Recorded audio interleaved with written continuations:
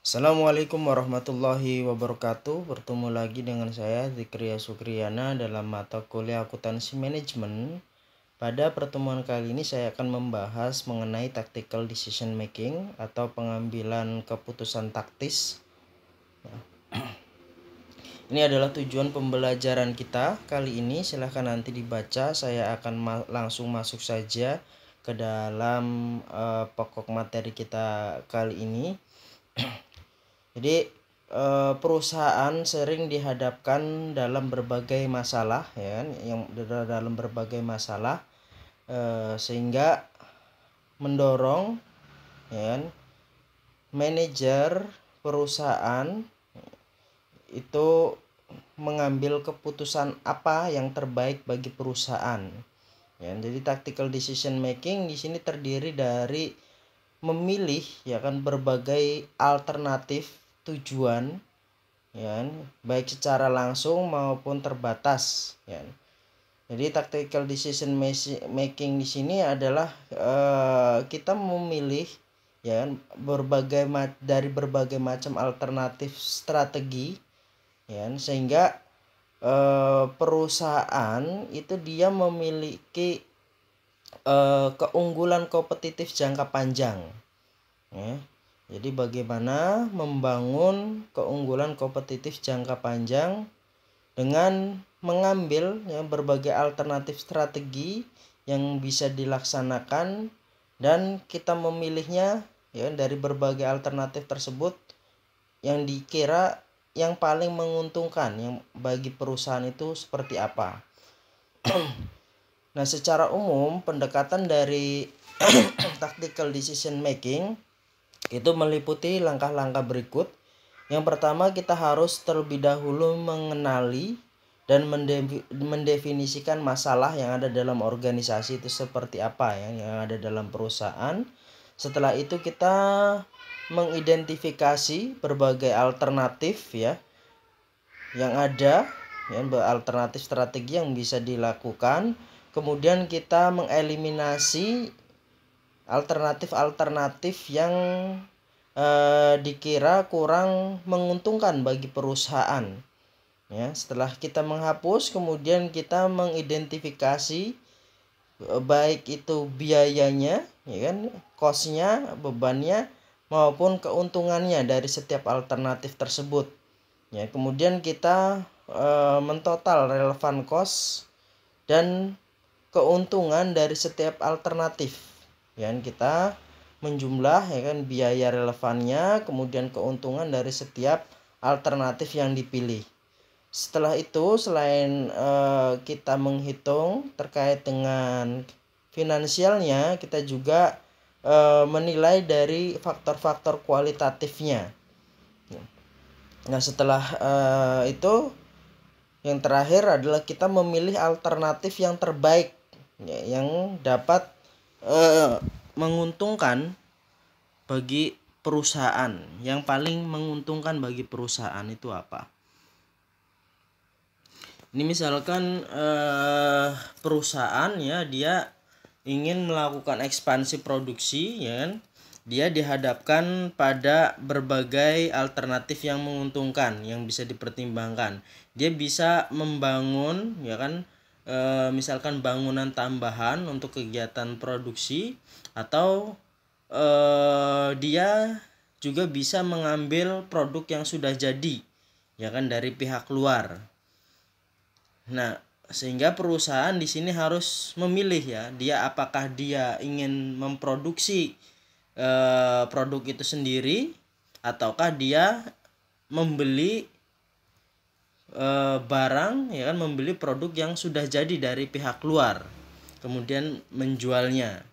Jadi ada dua pilihan alternatif. Nah, kita harus menghitung-hitung mana yang lebih menguntungkan bagi perusahaan. Apakah kita memproduksi sendiri ataukah membeli yang sudah jadi dari pihak luar, ya. Nah, ini adalah gambaran dari tactical model, ya. Yang pertama, tahapan pertama kita mendefinisikan masalah. ya kira-kira memahami ya tentang kenaikan kapasiti untuk kegiatan warehousing dan produksi, ya kira-kira seperti apa. Kemudian mengidentifikasi berbagai alternatif, ya kalau kita ingin melakukan suatu ekspansi kegiatan produksi, kira-kira alternatif apa, ya apakah kita membangun fasilitas baru ataukah kita menyewa, ya berbagai fasilitas, ya ada berbagai pilihan di sini, ada 5 pilihan yang bisa diambil, ya apakah kita membangun, apakah kita sewa guna, ya kan, sewa beli dan lain sebagainya, ya atau kita membeli, ya membeli. Nah, tahapan yang ketiga yaitu kita mengidentifikasi terkait dengan biaya dan keuntungan dari setiap alternatif, ya dari setiap alternatif kita hitung, ya kan, terkait dengan biaya dan keuntungannya. Nah, setelah itu tahapan yang keempat, ya masih sama, ya kita mentotal, ya terkait dengan relevan cost-nya dan juga keuntungannya dari setiap alternatif yang kita pilih, ya kemudian mungkin di situ ada perbedaan, ya terkait dengan biayanya, ya dan juga keuntungannya berapa. Dan nanti kita akan menilai, ya mana yang paling menguntungkan, ya secara kuantitatif. Nah, selain itu, ya selain kita menghitung biaya dan keuntungan, kita juga menilai, ya kan, beberapa faktor kualitatif, ya seperti halnya quality of external supplier, ya. Jadi dari alternatif yang kita pilih, ya mungkin alternatif A misalkan atau alternatif keempat itu dia lebih menguntungkan, tapi secara pertimbangan kita harus memperlihatkan, ya memperhatikan terkait dengan quality of external suppliernya, ya kualitas dari suppliernya, misalkan terkait dengan bahan baku, ya ketersediaan bahan baku, ya berapa harganya, ya kualitasnya seperti apa, kemudian kesanggupan supplier, ya untuk menyediakan bahan-bahan yang dibutuhkan oleh perusahaan untuk kegiatan produksi secara tepat waktu, ya kemudian faktor juga reliability, keandalan dari external supplier, kemudian kestabilan harganya dan berbagai faktor-faktor eksternal lainnya, ya seperti keterkaitan buruhnya, sumber daya yang dimilikinya, ya sumber daya yang dimiliki kira-kira untuk menjalankan alternatif tersebut bisa atau tidak, ya.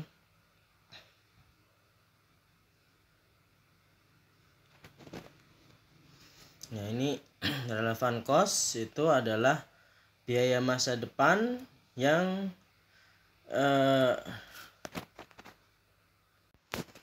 relevan cost itu adalah biaya masa depan yang membedakan antara alternatif satu dengan alternatif yang lainnya. Jadi gambarannya seperti ini, ya.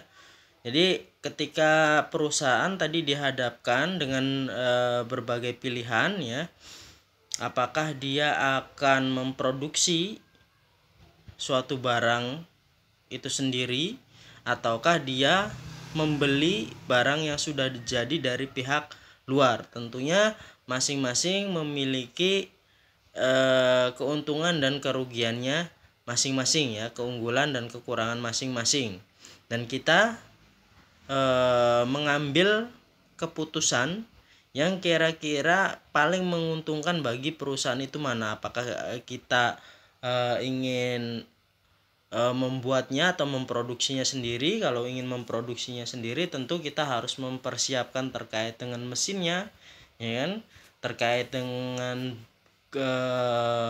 pabriknya, ya kan, bangunannya, Kemudian terkait dengan direct labor-nya, ya, depresiasi, ya. Tentunya kita harus mempertimbangkan hal-hal yang demikian. Kalau bangunannya itu nyewa, ya tentu kita harus mengalokasikan, ya, biaya tersebut, ya. Ataukah kita cukup dengan membeli produk yang sudah jadi, atau misalkan kasus yang lain, ya kan, kita ingin membeli mesin produksi, ya kan, istilahnya kita perusahaan membutuhkan mesin produksi, bukan membeli, ya, membutuhkan mesin produksi untuk meningkatkan kemampuan produksinya atau kapasitas produksinya, ya. Ada berbagai alternatif yang bisa dipilih, ya kan, kita bisa membeli alat tersebut, ataukah kita menyewa, ataukah kita melakukan leasing, ya. Ada berbagai alternatif, atau kita kredit, ya, kredit mesin tersebut. Nah, tentunya kita harus melakukan perhitungan, ya, mana yang paling menguntungkan. Ataupun contoh yang lain, ya, misalkan perusahaan, ya, dihadapkan oleh pilihan, ya, misalkan apakah jadi pesanan, ya, terhadap suatu pesanan, apakah akan menerima suatu pesanan ataukah menolaknya, ya. Ya kan, sering-sering sekali, ya kan, perusahaan selain dia melakukan kegiatan operasional harian, ya, dalam penjualannya itu seringkali ada pesanan khusus, ya, pesanan khusus dari suatu pelanggan, di mana pelanggan tersebut misalkan dia memiliki penawaran harga pada tingkat harga tertentu, ya, dengan jumlah pesanan tertentu, ya. Tentunya kita harus memperhitungkan, ya, pesanan tersebut, apakah kita mau menerimanya ataupun menolaknya, ya. Tentunya kita harus melakukan perhitungan, ya, kira-kira pesanan tersebut menguntungkan atau tidak bagi perusahaan. Ini special order. Ini nanti silahkan, ya, dibaca.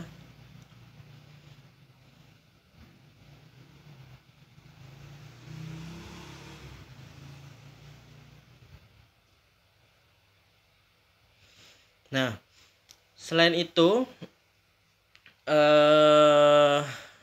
tactical decision making juga, ya, itu bermanfaat bagi perusahaan terkait dengan tadi, ya, special order sudah.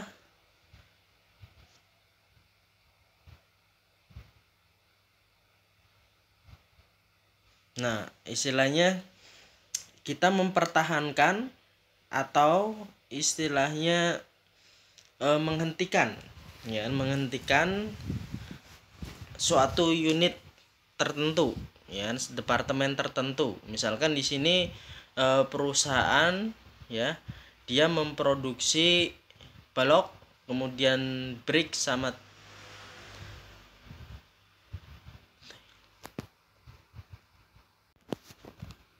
ya, jadi perusahaan di sini misalkan kita apakah mempertahankan suatu produk tertentu, ya, misalkan perusahaan di sini, ya, dia memiliki 3 produk, diantaranya balok, ya, blok, di sini balok kayu, kemudian ada bricks, ada batu bata, dan yang ketiga ada tiles, ya. Tiles di sini adalah ubin, ya, atau keramik. Jadi dari gambaran laporan keuangan di bawah ini, ya, kita melihat, ya, untuk yang balok ini dia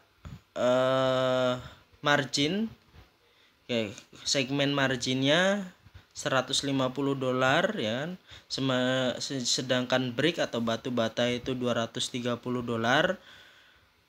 Sedangkan untuk ubin dia minus ya, atau rugi 45 dolar. Jadi dua produk di sini dia memberikan keuntungan bagi perusahaan, sedangkan satu produk yaitu produk ubin dia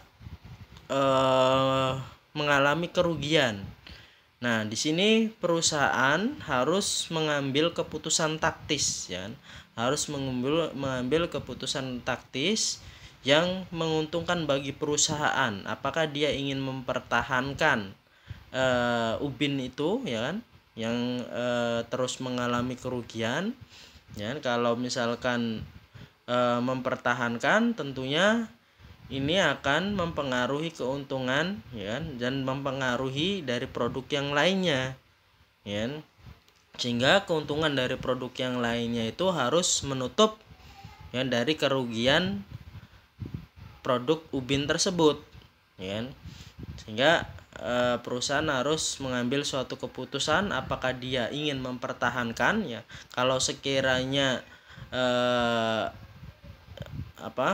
ke depan ya diperkirakan masih bisa mendapatkan keuntungan atau bisa meningkatkan penjualannya ya, meningkatkan salesnya sehingga mendapatkan keuntungan, tentu perusahaan bisa mempertahankannya. Tapi kalau misalkan kedepannya masih ya industrinya itu dianggap tidak kompetitif lagi ya kan, tidak relevan lagi, maka perusahaan bisa mengambil keputusan untuk menghentikan ya, produk tersebut ya. Jadi mengeluarkan produk tersebut dari perusahaan, artinya perusahaan tidak lagi memproduksi produk tersebut ya. Jadi itu adalah gambaran mengenai tactical decision making ya. Jadi ada beberapa hal yang intinya tactical decision making ini adalah kita memilih alternatif strategi yang paling menguntungkan ya. Memilih alternatif strategi dari beberapa alternatif yang ada, mana yang paling menguntungkan bagi perusahaan ya. Ya, itu gambaran dari tactical decision making. Saya rasa itu yang bisa saya jelaskan, selebihnya nanti kita berdiskusi. Terima kasih atas perhatiannya. Assalamualaikum warahmatullahi wabarakatuh.